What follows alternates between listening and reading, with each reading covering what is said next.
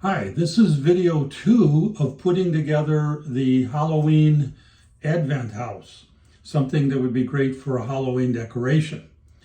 This first page just shows what the overall house would look like, and it is a kit explained in video 1 that I ordered from Etsy.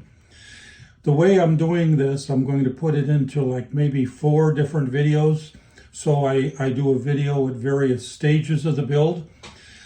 Ultimately, what I want to do is build it per the instructions, and then I want to trick it out so it looks more like this.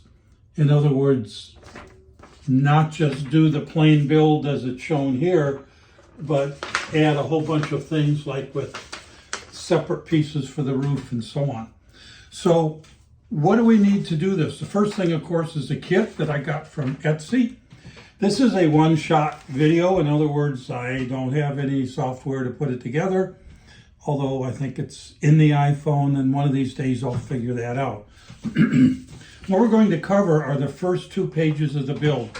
When you get a kit like this, you'll get pieces like this and like this. And the way it works is these tabs will fit together, and then there's other holes for other tabs, and you just put it all together per the instructions.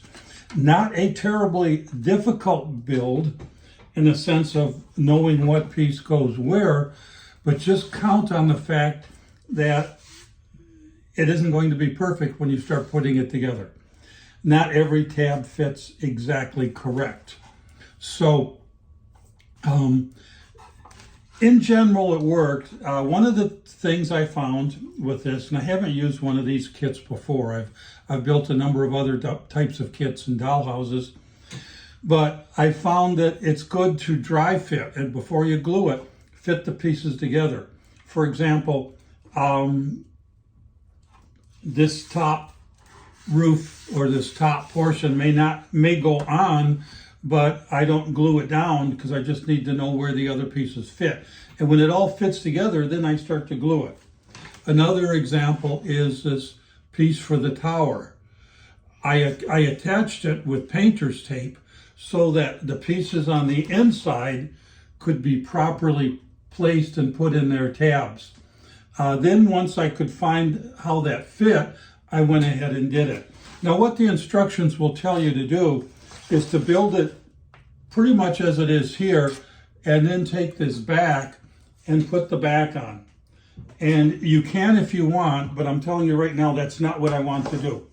I want to leave, at this point, the back open, and I will make something either using this piece or something else to be the back, because in all these windows, I want to be sure I've got some light kits so I can shine lights through. If this is going to be a shine through advent calendar where you open the front windows and then you see what's inside, then I want it to be lit from the back. If you glue the back on, that's not happening, okay? So, a couple notes. As I say, these tabs don't always fit properly. One of the things to do, and I've always done this with my dollhouse kits, when I did the family Christmas vacation Christmas house, I did one of those. If you'll notice on the inside that I put something that they don't have as part of the build. You see these pieces of 1/4 by 1/4 hardwood? And then they go up the wall here too. I basically reframe the whole inside with that type of wood. And what it does is give you a tremendously strong construction so that you can pick it up. You don't worry about it bending. It's not going to come apart. It makes it a little heavier, but it's going to be a construction that'll last. I learned to do this building some doll houses, especially for little 6-year-old girls who, like my granddaughter, who would take the dollhouse, pick it up by a corner and drag it across the floor. Well, if I hadn't put those supports in there, that wouldn't work so well. The roof would have come off. So I did that. Now, what do I make it out of? I go to Amazon, I order 1/4 by 1/4 hardwood, and I use that. And then how do I cut it? Well, you can cut it with a razor, but it's a little tough. They have these pliers with knife blades on them, and they'll cut. I use something a little different. This is actually something that's used for PEX. So if you're putting in PEX plumbing in your house, then you can take this, and what it'll do is you mark where you want to cut it, just squeeze, and you've got the piece that comes out nice and neat, and it works great. So that's what I was using rather than go buy something else, because I had that down in my shop anyway. Something else I'm going to do, and I would suggest you do it, is that when you get this whole portion of the build done, spray the whole thing with Varathane. Couple different things. One, it provides a sealer, and that'll help seal it. It could be a semi-gloss or a flat finish satin, but it'll seal it. Plus, this is real thin. You can see how thin this wood is. And, if you get moisture, it's humidity and so on, it could start warping on some of these inside pieces, even though they're put together. So both on the inside and the outside, when I'm pretty well getting this where it's together and I don't want to cover things up before I paint them or spray them. So when I start to do this roof that does the cover, I'll spray this first. So I may take this downstairs and go ahead and spray it now. And then when you want to finish it, you may want to finish it with a light brushing of orange, sort of an orange wash on there. And if you're thinking of doing that, and you want to do the orange wash and let it soak into the wood, that can look nice. Me, I'm not going to do that. Here's what I'm going to do. Let's see if I have my wood here. Okay, so I told you that I had extra wood. So this is a 1/4 by really thin bamboo. Okay, it's a thin piece of bamboo wood. Okay, now what do I do with that? Well, if you notice on the corners, there's the space where all these tabs are. Quite honestly, that's pretty ugly. You need it for construction. So how do you cover that? Well, if you're not painting this all dark, what I plan on doing is just putting a piece of this bamboo up, and it's going to look just like normal house trim. So I will do that to trim it all out and cover all these various tabs. I also plan, I think, and I haven't decided yet, but I think I also plan to take a whole bunch of this and actually make it to be siding. And I'm going to side the entire house with this, so it'll look like clapboard siding. And then I'll probably then take this, the bamboo, and put sort of a brown, light gray wash on it to make it look very haunted house type look. So we'll see as that build goes forward. And you can see here where I've got painter's tape because I held this top part on while I fitted in the various pieces on the inside. So I've got a couple more things to do with this before I go on to the next stage. Here is the first page of the build, and it's fairly simple, as I say. And don't worry too much if you put it together and it seems like, gee, it's not very flat. Sometimes I had to take some of these pieces and sand them down so that when I put, say, this top piece on, that it would be flat all the way across. And you've got this area and you've got tabs underneath here. And sometimes those tabs will stick up, or sometimes these pieces could stick up a little. So when you start putting in these vertical pieces, make sure that it stays flat on the top. That's why as you start putting these in, you dry fit the top. I had to sand a couple of them down because they stuck up too high. Bottom line on that though is if it's a little rippled here, guess what? It's a haunted house. It's supposed to look old and creaky and also if there are not perfectly straight corners and little imperfections, fine. I just try to keep this as tight as I can. Now, how do you tighten some of these up? Well, I use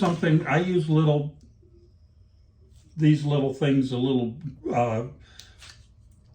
clamps that I got. They're 4-inch clamps. If I were to, and I ordered these because I don't normally use them this small, but if I were to order them again, I would have ordered 5 or 6-inch clamps so that they would fit better, because at the 4-inch clamp, it just barely fits across the top. And so basically what I did do is there's a rivet on this clamp right here to keep this tailpiece from moving too far back and popping off the end. Well, I just ground that down, and now I can get about an extra 1/2 inch out of this clamp. Also, sometimes as I'm putting this together, I may have clamps sticking out here and here and here. And as I mentioned in video 1, I use this, it's basically super glue, but I bought a big tube of it, and that way I'm not using those tiny ones. And while it's a little bit pricey for a large tube like this is something called gap filler. It goes on thick, it's not real runny, and it's much easier to use for this project here. So I would recommend that. I may wind up not having to order more than this, but I believe it was on Amazon almost $20 or something. I did use one of my large clamps, one of my woodworking clamps, and the purpose for that is a couple times I would put something together and maybe one of the tabs on the front, it would almost fit in, and I would take this clamp, put it together, and all of a sudden it would snap in. Keep in mind, you only want to do that when there's a piece in the center. You don't want to put a clamp in between the middle of pieces, because these will break. So the other thing you can do is if it doesn't come together, don't necessarily force it. I mean, you need to know just how much pressure to put on it. I do use something else. Well, I've got a couple different Dremel tools downstairs. This one I bought off of Amazon, and it was really inexpensive, and it came with a little kit of sandpaper and the whole thing. And what I sometimes have to do is either saw down or grind down these tabs to make them a little different, not so wide, so that there might be a little space in here. Or I may have to enlarge the opening, that square hole here, so that it'll fit in. And I do that quite a bit. Also, there's times when I'll put an inside piece in, and it would be like one of these pieces, one of these pieces, or one of these pieces, and it would stick up too high, and so maybe I glued it and should have had the top on maybe on that one, and so I may had to have sanded it down. And then when I put in the sections that split this, generally I had to just take sandpaper and sand them down, because usually this gap is not the same as the way these are built. Don't worry too much about the back. People won't see the back. That's all going to be for mechanicals to come in. So those are the key tools I use. Sometimes I use small pliers. I use a lot of emery boards. You go to the dollar store and the cosmetic section, you get a whole stack of these, because these can fit quite easily in these gaps, and you can emery board the gap and make it a little bit larger. I sometimes like to use this because it's a little bit quicker.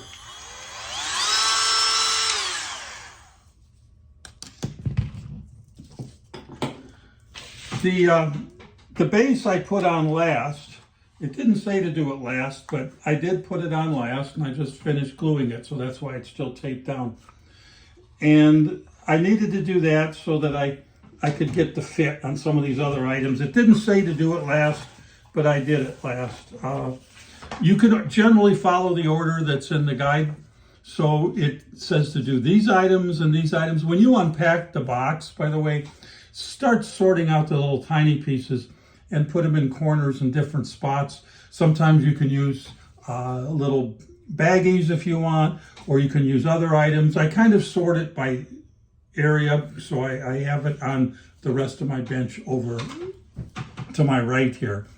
So I put all these together. As I say, I did not put the back on. Once that was done, then they had me build what is basically the tower. Remember, I can pick this up, move it around because I've got it supported, although I haven't put the little 1/4 by 1/4 supports on the back side of this yet. I have yet to do that.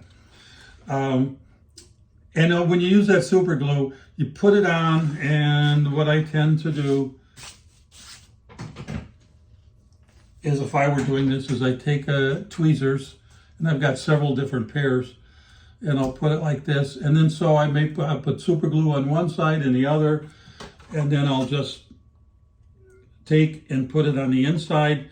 If it's something that's down here, I can just go ahead and lay it right on the wall after I put glue on it. Oh, also, since this is super glue, it's probably not a bad idea to have super glue remover in case you get some on your fingers. It's also, I think it's the same as nail polish remover. So, but you could go to the hardware store and get a little bit of super glue remover. That way you don't get any on your fingers and it makes a mess. You see the base on this, and there's going to be a little porch. This will be the front door, and there'll be a porch, and that's what these holes are for here. And what I plan on doing is something I saw on this one, and that is they got the porch that runs much further. It goes all the way, quite a ways across. So and then it goes out here too. So what I'm thinking is that I may do exactly the same, is that I may make and take the base, and this is what it looks like. And so I'll draw it on a piece of like 1x6 or 1x8, and then I'll add another few inches to it, and that'll give me a base for running the porch, and I'll put some porch posts down. And I'm thinking I may add a little porch on this side as well. Again, remember, you're dealing with super glue. So all you got to do is take one of these 1/4 by 1/4, and I also have some 1/8 by 1/8. Glue it right here like this, and then all you got to do is take a piece of wood or some smaller wood and just make a porch out of it, a porch. And then you could use this for porch railing, although I'll probably use 1/2 by 1/2 for porch railing when I make that.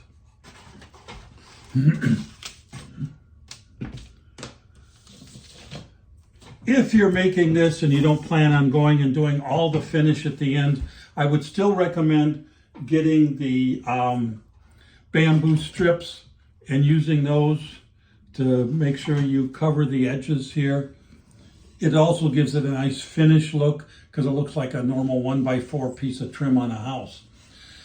Then if you've got any other spots where you need to fill it, you can always use joint compound or spackle or something like that and just rub it on and then sand it off.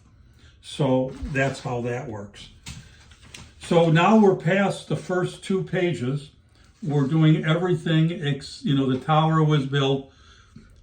This is built. Once you built the tower, then you've got to put these little floors in, and then you got to put dividers in. So as you see, there's dividers in here because these are separate windows. And when you do the advent, each window will open and be a different day of the month. And that means you have to have dividers on the inside. So these were put in really last, and sometimes I had to trim the tabs so that they would fit into the tab holes on the facing piece. And I actually kept part of this top piece loose because that one, if you take a look at it, I put this piece in here, but there's no way to come in from the back side, and this has tabs on the front. So while I glued the bottom of it, I kept the top loose so I could, in essence, bend this back pop this in, make it fit in with the tabs. Then I would take painter's tape, tie it all together, make sure it worked, and then went ahead and put in some additional supports that you can see on the walls. That takes care of build number 2, or I guess video number 2. We'll start video 3, and we're going to do the roof and some of the parts of the windows. Now the windows, I still haven't figured out how I'm going to do that yet, because the windows are designed, some of them, most of them, are designed to have little pieces in here, and this is the pivot point, and so the window basically would come up like this. Well, that's not going to work if you're going to put something behind it, like a picture or a Halloween picture or a scary picture. So I've got to re-rig this to make the window open like this. Okay, that'll be my challenge. Something I haven't started working on yet, but I will. So probably we'll do video number 3, and then as we get into video 4, we'll talk about how we retrofit those windows so that they work. I hope that you're enjoying this and that you get your build done before Halloween if you're planning on it, or if it's something that you're going to be in for next Halloween. And we'll be back on later.